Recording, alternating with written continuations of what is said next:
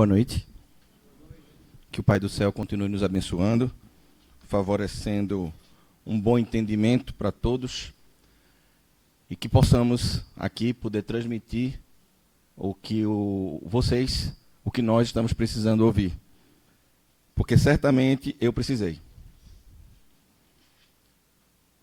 Eu digo isso com muita tranquilidade e com muita verdade, porque é engraçado como a gente vê as coisas acontecendo, e Max traz aqui uma problemática que passou com ele, né? Que a gente não combinou. E em algum momento vocês vão ver que a gente vai falar sobre finanças. O que é isso?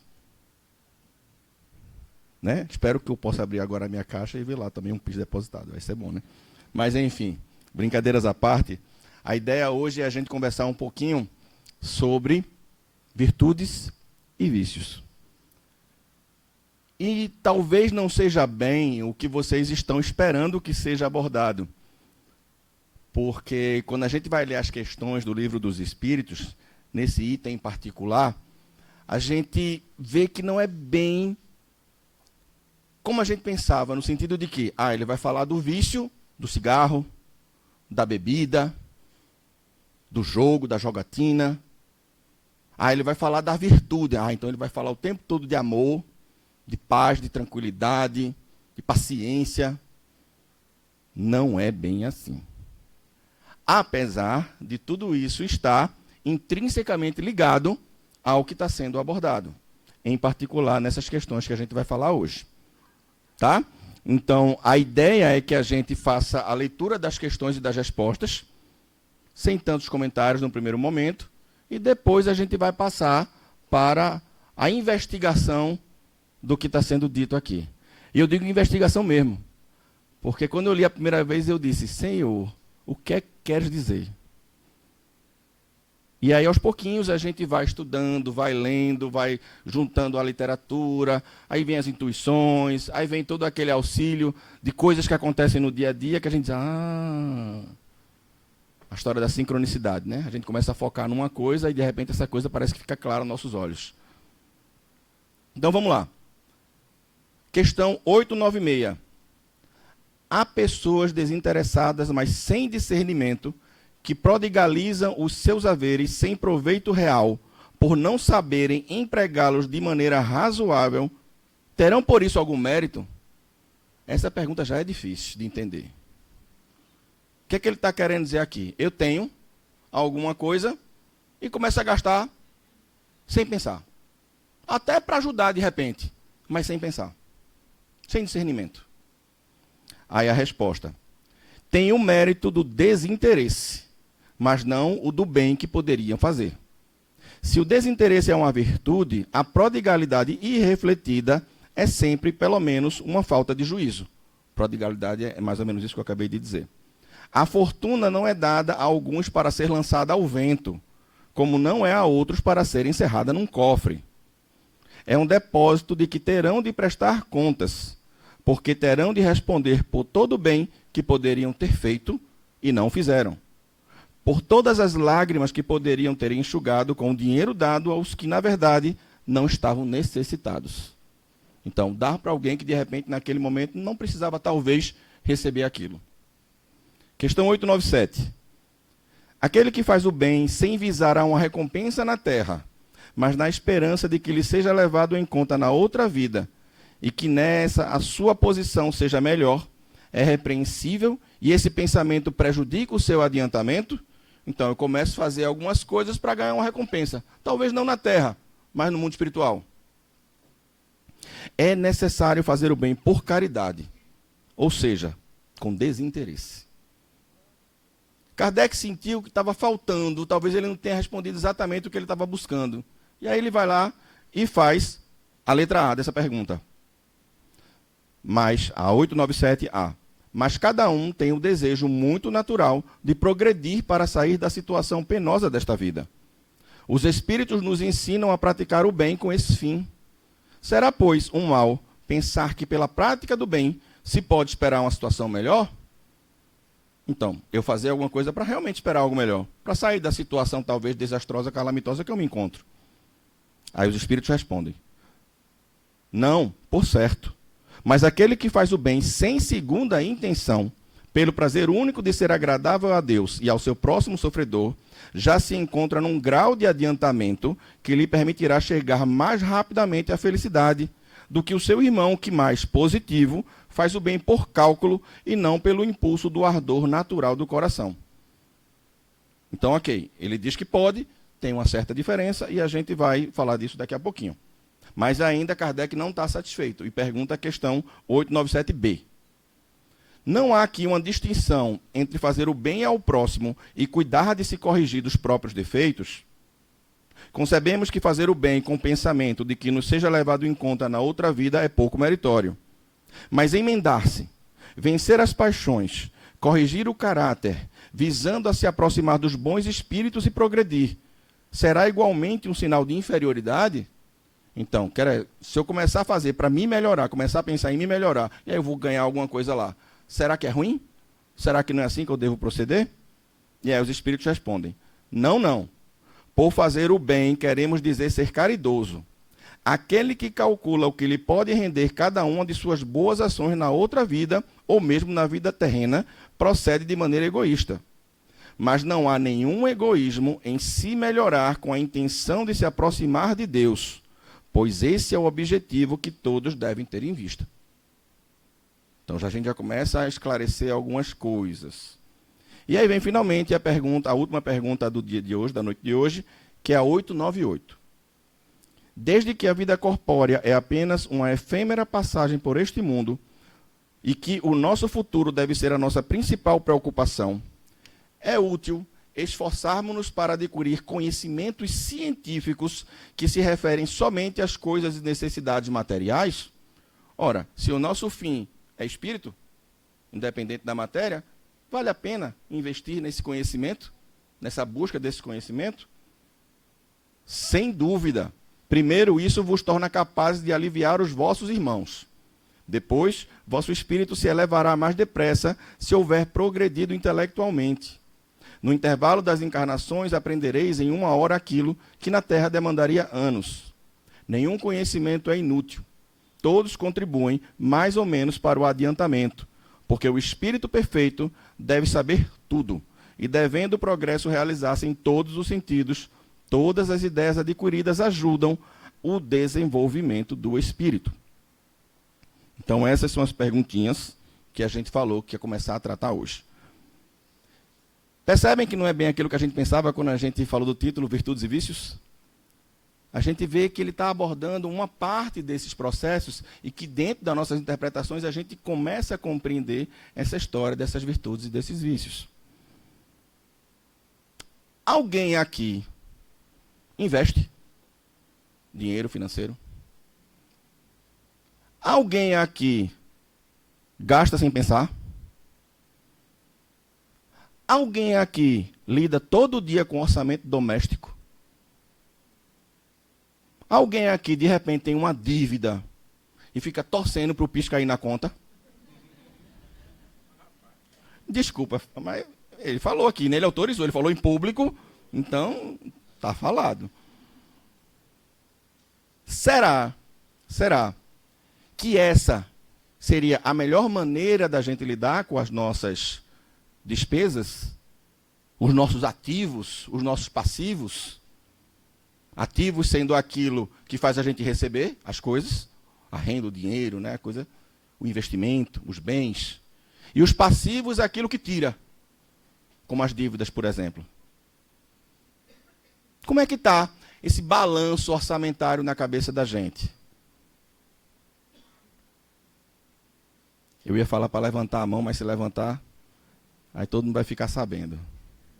Então a gente já expôs um amigo nosso aqui, né? Então deixa ele, né? Não sejamos solidários nesse momento, não precisa. Então, quantas vezes já aconteceu com alguns de nós da gente ganhar um montante, seja pelo trabalho, seja por uma herança, tem gente que tem, né? Seja por um dinheiro que não esperava receber e que entrou, Seja por um trabalho ou um movimento extra que se fez, um parente ou um amigo diz, gosto de tu, toma aí. Qual é o nosso impulso? Opa, eu queria tanto comprar aquele Big Big, aquela pipoquinha de João, e estava sem dinheiro. Queria ir para o cinema assistir Homem-Aranha, Odisseia. Ganhou dinheiro extra, comeu uma pizza que fazia tempo que eu não comia. É o que ele vai e gasta, sem pensar. Ou até pensando, né? Eu queria ganhar alguma coisa. Será que talvez não seria mais interessante você pegar aquilo ali e de repente fazer uma mescla? Eu vou gastar alguma coisa, que eu também mereço, eu sou filho de Deus. Não tem nada de errado em comer sua pizza. Mas será que eu não posso pegar também um pouquinho daquilo ali que eu ganhei, que talvez nem esperasse, e investir em alguma coisa? Para que aquilo possa, de repente, chegar a aumentar esse valor. Aí vem uma pergunta. Aí eu invisto em alguma coisa, começo a agregar aquele valor, mas uso aquilo apenas comigo. Não uso com meus filhos, com meu cônjuge, com os necessitados, com alguém que tem alguma dificuldade maior frente à vida, frente a esses aspectos que muitas vezes a gente negligencia, porque a gente não enxerga a necessidade do outro. Talvez só enxergue a nossa própria necessidade. E mais, quando a gente pensa em investir, a gente deve investir, e aí eu estou já dando algumas dicas do que o meu consultor financeiro me ensinou, tá? A gente deve investir apenas em um determinado fundo, ou apenas em um determinado processo, seja ação, seja... poupança não, tá, gente? Seja ação, seja fundo fixo, seja patrimônio, seja banco. Aí ele me ensinou direitinho. Ele disse, Arturo, você tem que investir de forma diversificada. Só escolher um pouquinho aqui, um pouquinho ali, um pouquinho ali. Porque se de repente acontece algum problema em um desses investimentos, tem os outros. Você não foca somente em um. E aí, se der algum problema naquele um, você está diversificado, então, beleza, está tudo certo. Mas se a gente foca a nossa atenção em apenas um, e aquele der errado, o que acontece com a gente? Perde tudo que investiu, talvez. E isso pode trazer até consequências físicas, emocionais. Alguém que esteja passando por uma situação difícil e ver um negócio desse pode até ter um infarto, um AVC, ou um pico de pressão, né, desregula a glicose, açúcar e tantas outras coisas que podem acontecer. E aí a pergunta é, o que é que estamos fazendo com os bens que temos? O que recebemos? Estamos jogando de qualquer jeito? Prodigalizando de qualquer jeito? Ou estamos pensando responsavelmente como vamos fazer aquilo ali progredir, crescer, multiplicar? Talvez uma das parábolas que Jesus nos traz, muito significativa nesse ponto, seja aquela do homem rico, do fazendeiro, que produziu tanto naquele ano, produziu tanto, era tanta produção na plantação, que ele disse, está produzindo demais, já sei o que eu vou fazer. Eu vou derrubar todos os meus celeiros, construir celeiros maiores, para poder guardar mais. Porque aí eu vou poder comer, gozar, todo o restante da minha vida. Aí Deus diz, insensato que és. Hoje mesmo, sua vida lhe será tirada. Opa, Arturo, então agora estamos numa contradição. É para guardar? É para realmente fazer multiplicar? Ou não? O que é que vocês acham? Sim, de preferência com juros compostos. Também aprendi com o meu consultor financeiro. E como é isso? Nesse caso que eu falei do fazendeiro. Será que se ele talvez pensasse, não, eu não vou pegar e construir celeiros maiores para guardar para mim. eu vou pegar e distribuir esse excedente para o meu vizinho que está passando por necessidade. Ou eu vou contratar pessoas para trabalharem na minha fazenda, recebendo uma remuneração justa, para poder fazer isso acontecer. Dá para perceber a diferença? Uma é só para ele. O egoísmo é um investimento apenas em si próprio. A outra é você conseguir investir a ponto de poder favorecer outras pessoas, ou outras situações. Isso é tão interessante, gente, que muitas vezes a gente deixa passar. E muitas vezes condena nosso vizinho, nosso amigo, um político, um empresário, porque ele acumula bens, sem saber a história dele. Às vezes a gente acha que uma pessoa dessa é uma pessoa que é contra a sociedade, porque está conseguindo acumular bens. Mas em que circunstâncias ele está fazendo isso? E o que ele tem feito com os investimentos que ele pode fazer com esse dinheiro que ele está acumulando? Será que todo empresário que é rico é inimigo do povo? Será que todo aquele que aparentemente parece pobre, ele não tem nada para dar? Tem uma frase que diz assim: ninguém é tão rico que não tenha o que receber, e ninguém é tão pobre que não tenha o que dar. Porque a gente está falando aqui, gente, de coisas além dos bens materiais. A gente está falando aqui das virtudes e dos vícios. Agora para pensar um pouquinho. Agora é um exercício que eu vou pedir concentração. Qual é o patrimônio moral de vocês? Eu falei de vocês porque eu pensei muito no meu já esses dias, tá? Qual é o patrimônio moral de quem está aqui? Será que tem coragem? Será que tem tolerância? Será que tem paciência? Amor? E tem mentiras? Hipocrisia? Intolerância? Impaciência? Raiva excessiva? Que patrimônio é esse que nós estamos construindo para nós? E, consequentemente, influenciando aqueles que estão ao nosso lado.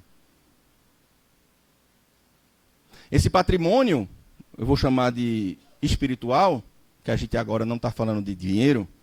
Esse patrimônio espiritual é o que vai fazer a grande diferença em nossas ações, na nossa vida e no nosso crescimento moral e espiritual.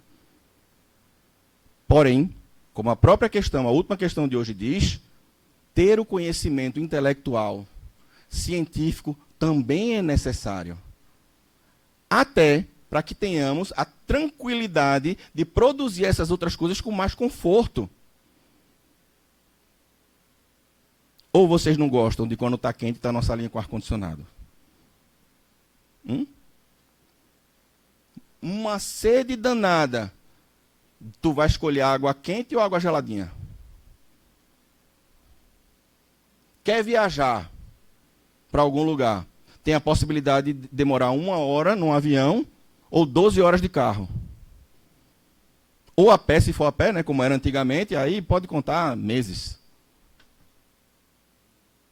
Então vejam, esse conhecimento intelectual científico é necessário até para o nosso conforto e nosso bem-estar. E não tem nada de errado em usar isso, gente. A medicina, quantas coisas evoluíram dentro da medicina? Hoje em dia, a gente engole um chip, uma pílula, que substitui a mangueira da endoscopia.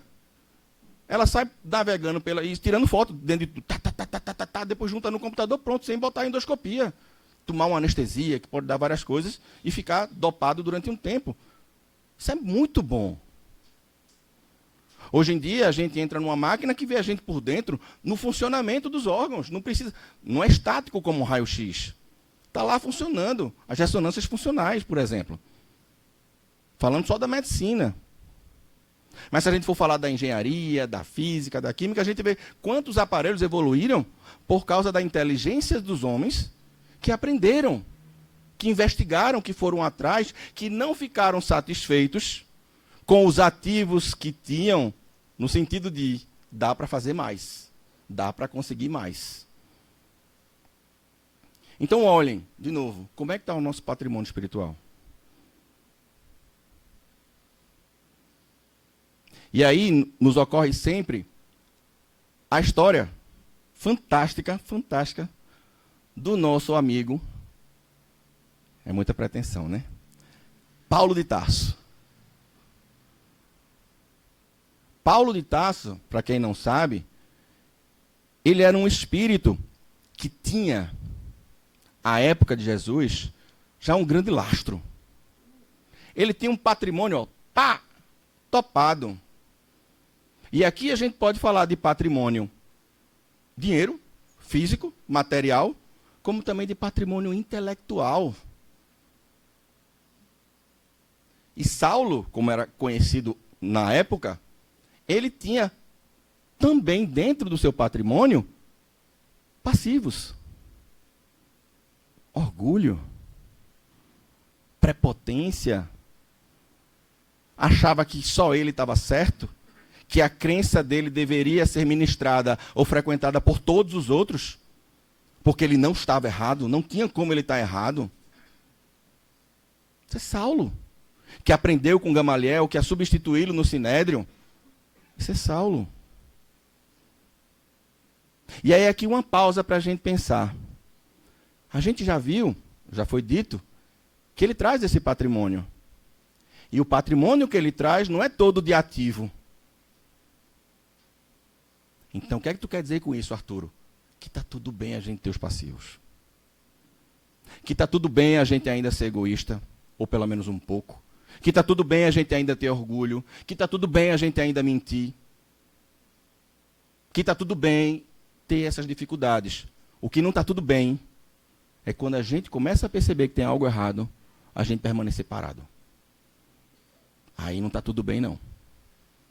Porque aí vem outra palavrinha dentro desse processo do orçamento espiritual, que é a responsabilidade. E aí eu vou dizer uma frase que todo mundo sabe que eu falo quase todas as vezes. Grandes poderes trazem grandes responsabilidades.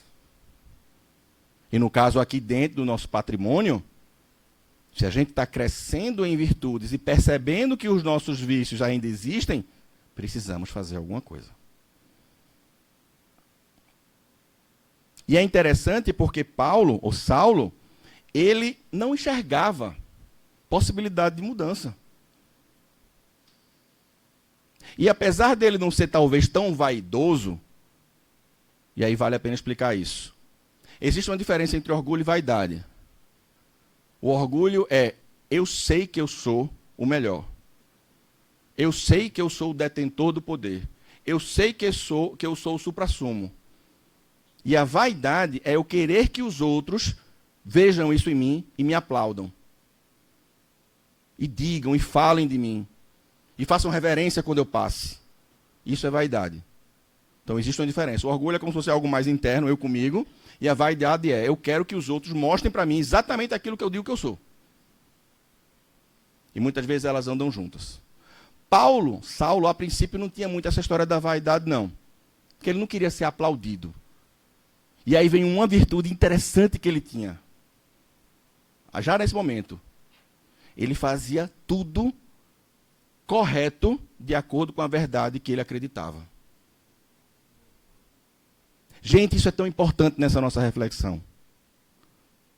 Qual é a verdade que nós acreditamos? Arturo, só tem uma verdade. Isso é, tá. Mas bora filosofar, bora pensar um pouquinho. Qual é a verdade que nós acreditamos? Para Paulo só existia uma naquele momento, e não era Jesus. E ele defendia com unhas e dentes. Então ele tinha uma convicção, ele tinha uma força de caráter que movia ele para fazer tudo de acordo com aquilo que ele acreditava. E ele fazia, viu? Inclusive matava. Perseguia. Destruía famílias inteiras.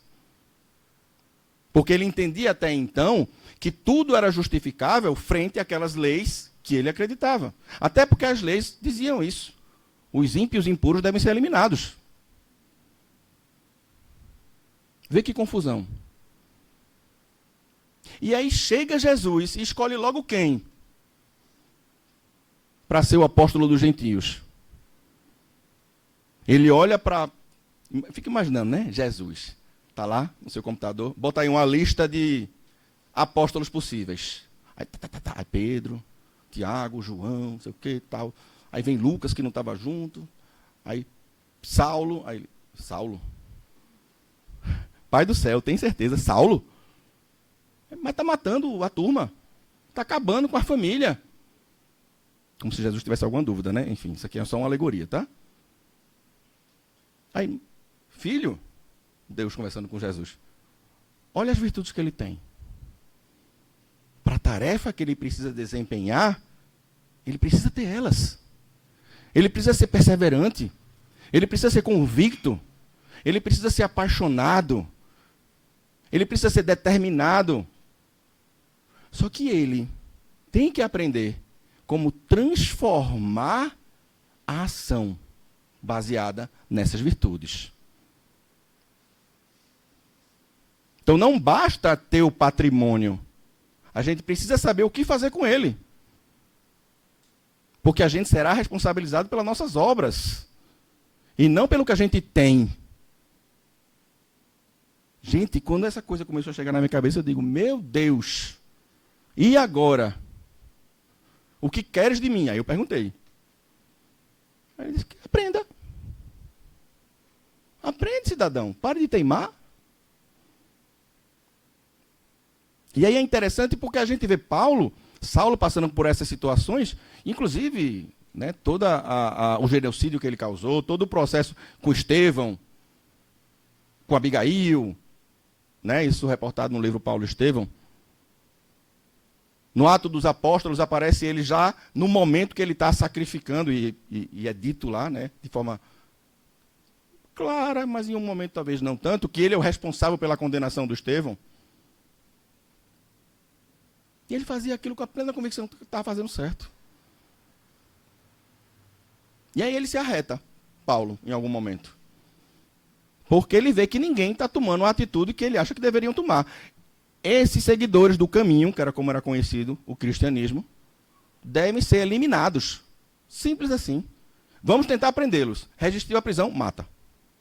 Ponto. Simples assim.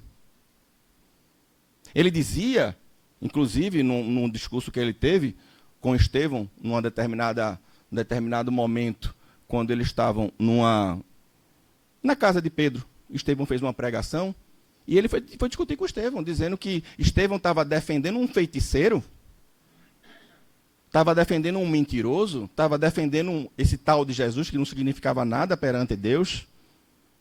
E Estevão sabe o que fez? Calou-se.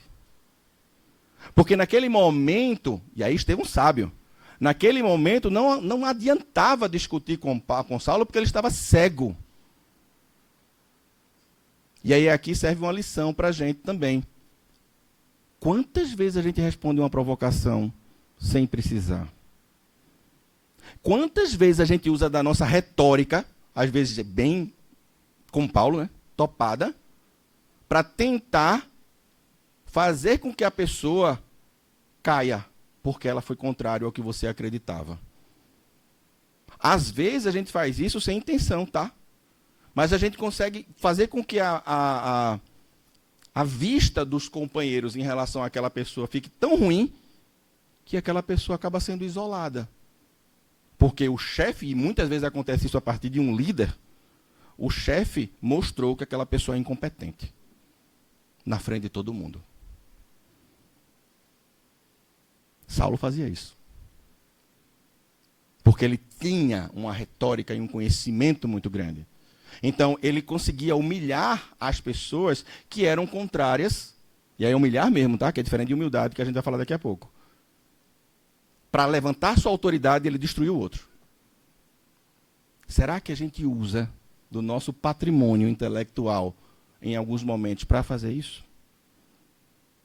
Elevar a gente diminuindo o outro?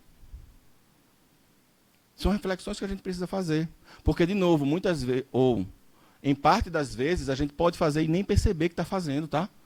Pela nossa convicção, por aquela história das verdades que eu falei anteriormente. Eu acredito que a verdade é essa, aquela pessoa pensa diferente, então eu vou fazer uma retórica que destrua todos os argumentos do outro, de forma a humilhá-lo. Porque aí ninguém vai acreditar no que ele está dizendo e vai acreditar no que eu digo. E isso é um ponto importante que está acontecendo agora. No mundo. E aqui no Brasil. Em termos de vários aspectos. Ainda mais agora, em momento eleitoral. Que consigamos debater e trazer as ideias e escutar as ideias contrárias com educação. Eu não preciso concordar, mas eu não preciso humilhar. Eu posso discutir no sentido de um diálogo proveitoso, isso qualquer coisa, mas eu não preciso destruir a pessoa porque ela pensa diferente de mim. E, infelizmente, a gente tem visto isso acontecendo com muita frequência. Dentro da própria família. É pai com filho, filho com pai, com tio, com prima. Quantas dissensões familiares por causa dessa retórica que acaba destruindo mais do que aproximando. E aí, de novo, tá? Não estou dizendo aqui que ninguém precisa mudar sua convicção. Não é essa a proposta. Eu estou dizendo aqui que saibamos ter a nossa convicção e respeitar a convicção do outro. É só isso. Isso também é patrimônio que Saulo utilizava errado. E aí Saulo disse, não, temos que fazer alguma coisa. Vamos atrás dessa turma do caminho. E foi, vou pegar Ananias, que é um incitador do mal. Ele está falando, está pregando sobre esse Jesus, fala até que tem cura acontecendo. Não, tem uma coisa errada aí. Eu vou lá, pessoalmente, porque se os meus não estão fazendo, quem vai fazer sou eu. Olha aí a convicção. Não quis saber se ia ter perigo, não quis saber se ia atravessar desertos, não quis saber se talvez passasse por fome ou por sede, porque ele tinha uma convicção e ele queria resolver aquela situação. Isso é ou não é uma virtude? Claro que é. Ele então se levantou, pegou o cavalo dele, levou alguns soldados, pouquíssimos, como é relatado, salvo engano 2 ou 3, e foi. E aí no meio, quando está chegando, de repente, uma luzona, né? Todo mundo conhece a história, que não foi o sol, não foi, inclusive aconteceu um eclipse bem bonito. Vocês viram o eclipse? O eclipse do sol, né? Ficou todo escurinho, só que aí foi o contrário. Uma luz e Saulo cai do cavalo. Escuta aquela voz. Por que me persegues, Saulo? E ele estranha no primeiro momento, mas sente uma coisa que ele nunca havia sentido antes. Ele sente uma vibração de amor, uma vibração de tolerância, de paz, de harmonia, que toca fundo as suas fibras. Saulo, por que me persegues? E aí, naquele momento, aquela vibração é tão intensa que ele para e diz, Senhor, o que queres que eu faça? Olha a guinada. Aí naquela hora, talvez, eu quero que tu uses tuas convicções. Eu quero que tu uses tuas paixões. Eu quero que tu uses tua eloquência. Eu quero que tu uses o seu material de trabalho, qualquer que seja ele, e o dinheiro que você tem. Eu quero que tu uses tua influência para espalhar a verdade.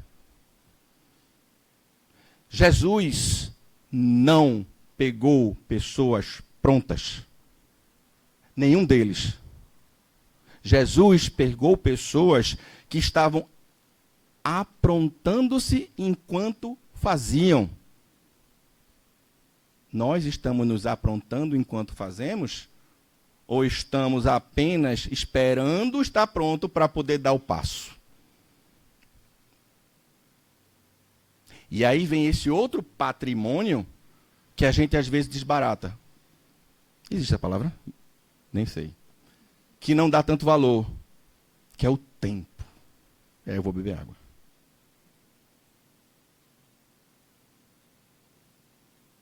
Como temos usado o tempo que temos?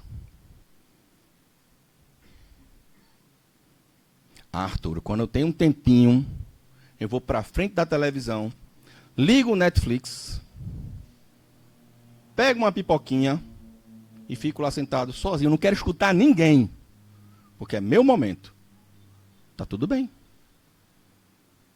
Não, Arturo, quando eu tenho tempo livre, eu pego o meu celular e vou passar tela em tela para ver o que é que estão falando no mundo.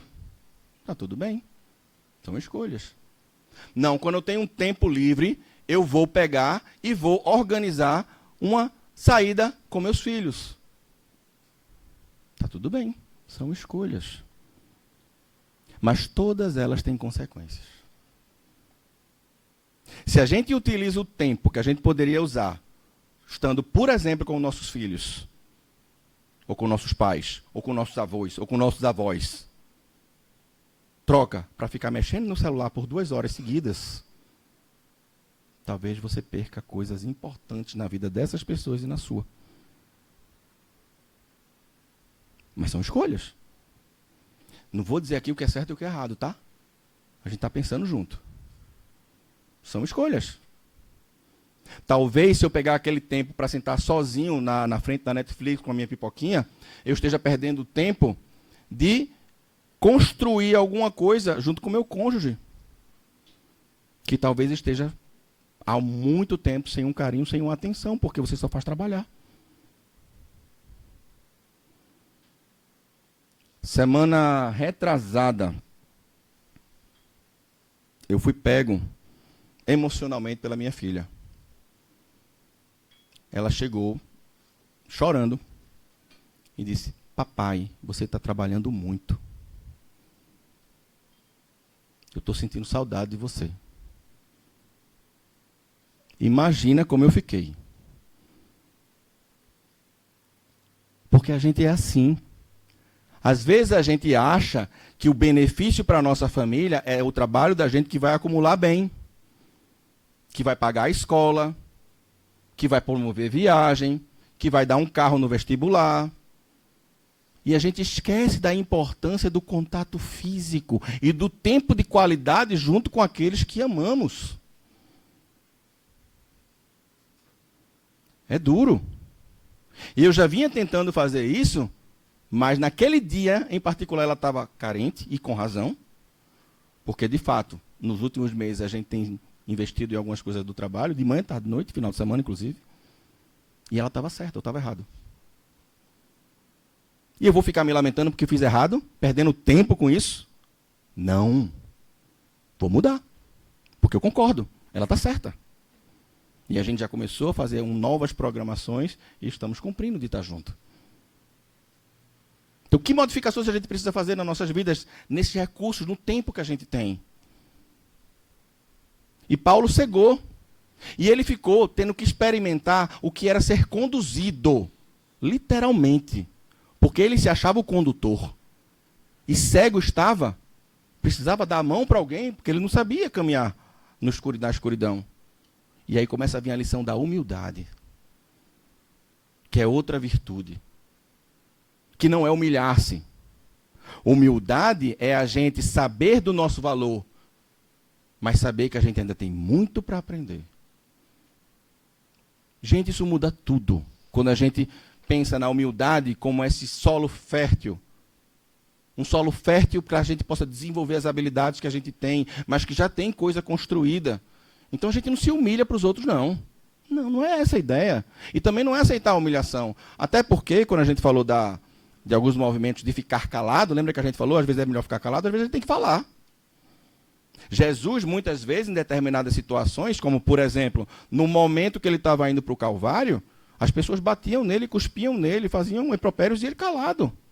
Porque não adiantava discutir ali, já estava tudo sedimentado. Mas antes, quando ele estava indo nas sinagogas, nos templos, falar com os fariseus, ele mandava eles calar a boca. Calem a boca, bando de hipócritas. Eu sou o filho de Deus e tenho autoridade do Pai para dizer o que eu estou dizendo. A turma ficava assim, poxa, quem é esse cara? Então até isso, o discernimento que a gente falou, de calar e de falar. E Saulo, aprendendo aquela lição, vai até Ananias, que lhe devolve a visão, e ele feito um pintinho no lixo, me permita essa expressão, sai todo feliz, pinotando, vou contar para todo mundo. Aí vai bater na casa do amigo, vai bater na casa não sei de outro, vai na sinagoga, vai falar com outro fariseu, vai falar com o sábio. E todo mundo olha assim, rapaz, o homem doidou. O homem está doido. E ele feliz, não, mas veja, Jesus é o caminho. Aí, Jesus? Tu não era aquele que queria matar todo mundo que significava Jesus? Não, mas eu estava errado, deixa para lá, esquece, bora, Jesus. Deu certo? Não, não deu certo. Ele foi humilhado, violentado, preso. Desmereciam toda a inteligência que todo mundo acreditava que ele tinha, disseram, perdeu, endoidou.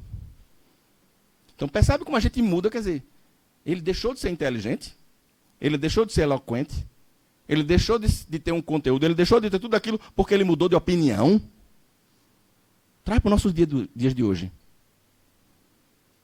Alguém tem uma opinião diferente da nossa ou mudou de opinião, ele é burro agora? Ele é ignorante? Ele não vale nada? Para a gente desprezar, como algumas vezes a gente faz? Precisamos refletir sobre isso, gente, porque o mundo está cheio de raiva. A gente precisa acabar com isso. Não é acabar com o outro, é acabar com isso em nós. E aí, voltando aos juros compostos. Cada movimento que a gente vai fazendo de melhoria em nós, vai levando a outra melhoria. Que vai levando a outra melhoria. Porque é gostoso melhorar. Então, se eu aprendo a ter paciência, aí eu vou aprender a escutar mais. Aí eu vou aprender a compreender mais porque estou escutando mais. Aí vou aprender com essa compreensão ter mais tolerância, porque eu vou saber que o perfil das pessoas são diferentes. Como o perfil de investimento. Uns são mais agressivos, outros são mais modestos. No investimento também funciona assim, né? Determinado investimento é para perfis mais agressivos, perfis mais modestos. E está tudo bem, porque a gente não precisa ser igual. E os juros compostos é exatamente isso. Eu ganho na escuta, depois ganho na compreensão, na tolerância, ganho nos relacionamentos. Vê que coisa boa. Juros compostos. Duvido que alguém tenha vindo para cá hoje pensando que ia aprender juros compostos de virtudes. Duvido. Mas é. Porque uma coisa puxa a outra. E é uma coisa que é distribuída o tempo todo. Porque quando a gente começa a ter essas coisas, e a gente às vezes quer fazer no impulso como Paulo fez, não dá certo. Porque a gente tem que se preparar com o carro andando. Eu tenho um amigo que ele dizia muito isso no trabalho. Muitas vezes, principalmente trabalho de gestão e tal, ele dizia, a gente está precisando trocar o pneu com o carro andando. É muito louco isso. Mas até cabe aqui um pouquinho nessa reflexão. E aí vem o outro processo. Veja, se eu vou ganhando em escuta, se eu vou ganhando na compreensão, na tolerância, no relacionamento, eu não preciso chegar no fim para colher os frutos. Eu já estou colhendo no caminho. E essa é a mágica da coisa. Porque a gente vai construindo e já vai colhendo, então a gente não precisa chegar no fim para ser feliz. A gente não precisa chegar no fim para ter paz. No caminhar, a gente já vai construindo e sentindo isso, que inclusive nos alimenta a continuar. E Paulo foi sentindo isso, porque agora ele mudou. E aí ele refletindo, peraí, eu estou muito empolgado. Deixa eu baixar minha bolinha? Paulo, baixar a bolinha? Gente, só de pensar isso na característica de Paulo, é difícil de imaginar. Mas ele disse, eu vou baixar minha bolinha sim. Porque eu tenho convicção. Lembra da convicção dele? Que Jesus é o caminho. E do jeito que eu estou fazendo com o meu eu antigo. Eu tenho que me renovar. Eu não vou perder o que eu tinha, eu apenas vou utilizar de forma diferente. E ninguém aqui precisa perder o que já tem. É só utilizar, se perceber que não está fazendo da forma que deveria, pelo menos os caminhos que Jesus nos ensina, fizer sentido para você, bora fazer diferente. E aí ele vai ser tecelão, volta, né, um ofício que ele aprende na juventude, porque existe esse hábito de todo jovem, ele receber um ofício e aprender um ofício. E Paulo, no caso dele, tecelão. E ele começou a pensar e se organizar, e aí foi quando ele começou a frequentar, aí conheceu Pedro, conheceu várias pessoas, ele já tinha conhecido Pedro antes, né, mas começou a frequentar determinados locais, e foi conhecendo, e aí começou a crescer. De outra forma. E ele trazia dentro dessa convicção, a convicção tão forte, que ele não ligava se ele ia ser apedrejado, Não ligava assim, né? Porque não vai ligar, né? Mas assim, se fosse assim, seja feita a vontade de Deus.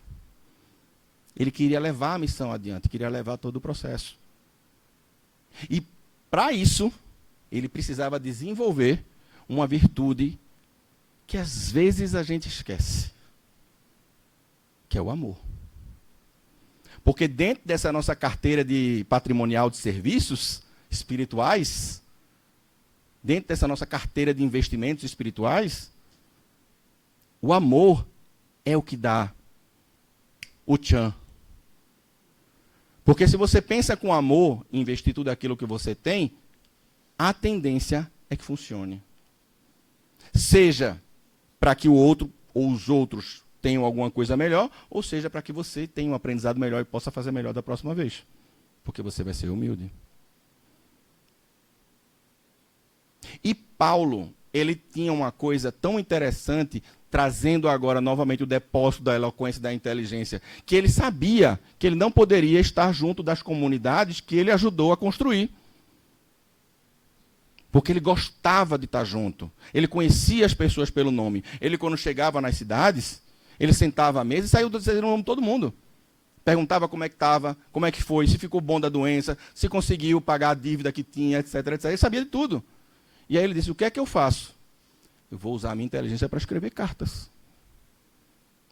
Para escrever epístolas. Fica mais bonito epístolas, né? E escreveu cartas para instituições, para comunidades, para pessoas. Para levar um pouquinho dele, desse acolhimento que ele já estava aprendendo a construir, para os outros. E que os outros pudessem levar adiante. E que pudesse ser guardado para a posteridade, para a gente ler e aprender. Alguém aqui já leu alguma carta de Paulo? Levanta a mão. Pouca gente. Vamos ler? A gente vai gostar. A gente vai gostar. Porque são lições fantásticas. Vai ter até um seminário agora há pouco, né? Não sei se já teve, sobre as cartas de Paulo. Que vai cair no mesmo dia do evento da AME de bioética. Então a gente vai ter que escolher, né? Então, aquelas cartas levavam a inteligência, a transformação de Paulo, a amorosidade de Paulo para todo mundo. E aí vem a perguntinha. Qual será o nosso legado? A partir dessa construção toda que a gente está fazendo. Como será que as pessoas vão se lembrar da gente? Como será que as pessoas, ao pensar na gente, nas nossas atitudes, vão se sentir? Prejudicadas ou favorecidas? Com dor e sofrimento ou com alívio e conforto? Temos que deixar alguma coisa, porque somos co-criadores do mundo. E aí, aumentando todo esse intelecto, todo esse patrimônio intelectual, conceitual e de virtude, a gente vai se transformar em espírito puro. Porque a gente vai conseguir elevar a asa da intelectualidade e a asa da moral. Então, o exercício que a gente propõe hoje é: qual é o nosso patrimônio espiritual atual, agora? Para a gente levar para pensar em casa. Como eu estou usando aquilo que eu tenho, aquilo que eu recebo? Não somente em termos financeiros, mas em termos também de tudo isso que a gente vem conversando. Se eu não estou usando da maneira que Jesus talvez recomendaria, como eu posso transformar para fazer melhor? E aqui vem muito a coragem, porque às vezes a gente tem que investir em algo que vai nos tirar da zona de conforto, e não é legal, né? Às vezes a gente sofre no primeiro momento, mas depois a recompensa vem. Isso é interessante a gente pensar. Não porque a gente vai fazer querendo um ganho, como a pergunta fala, mas porque é o certo a ser feito. E calma, a gente ainda vai fazer muita coisa querendo ganhar alguma coisa, e está tudo bem. A questão é que a gente vai se transformando a ponto de que em algum momento vai se tornar algo tão intrínseco que a gente vai fazer sem nem pensar. E aí a gente está na regeneração. Que o Pai do Céu possa nos abençoar e nos levar a essa transformação necessária para que sejamos dignos desse mundo de regeneração que está chegando. Assim seja.